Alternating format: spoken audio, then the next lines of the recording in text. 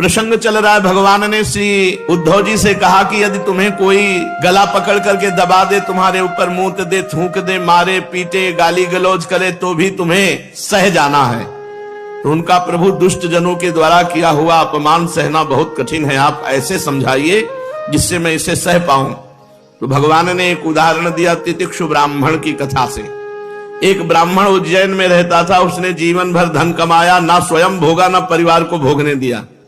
तो पंच देवता बिगड़ गए, आग लग गई, सब धन भस्म हो गया। जो कुछ संपत्ति अचल थी उसे राज सैनिकों ने छीन ली।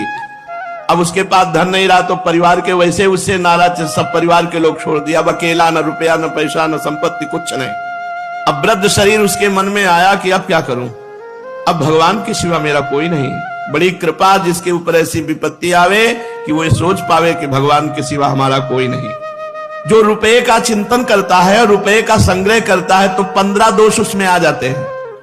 चोरी, हिंसा, झूठ बोलना, दंभ, काम, क्रोध, गर्व, अहंकार, भेद बुद्धि, वैर, अविश्वास, स्पर्धा, लंपटता, जुआ और शराब। ये 15 दोष आ जाते हैं। जो धन का चिंतन करता है केवल धन कमाने में ही, धन बढ़ाने में ही, ये दोष उसमें आ जाते हैं।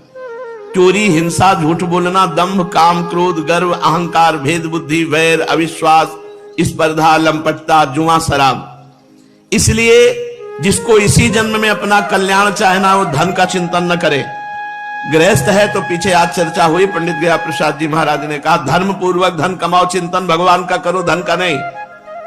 भाई बंधु, स्त्री, पुत्र, माता पिता, सगे संबंधी जितने हैं, ये स्वार्थ के कारण तुमसे प्रेम करते हैं। जिस दिन स्वार्थ नष्ट हो गया उसी दिन तुम देखोगे कोई तुमसे प्रेम नहीं करता।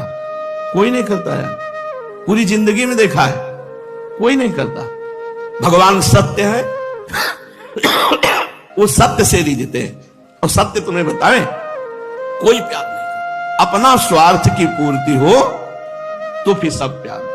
बहुत कड़वा संसार, राधा राधा जपो, अपनी मस्ती से चलो, ये जीवन भगवत प्राप्ति कर लो तो कर लो, नहीं तो धोखे में फंस जाओगे।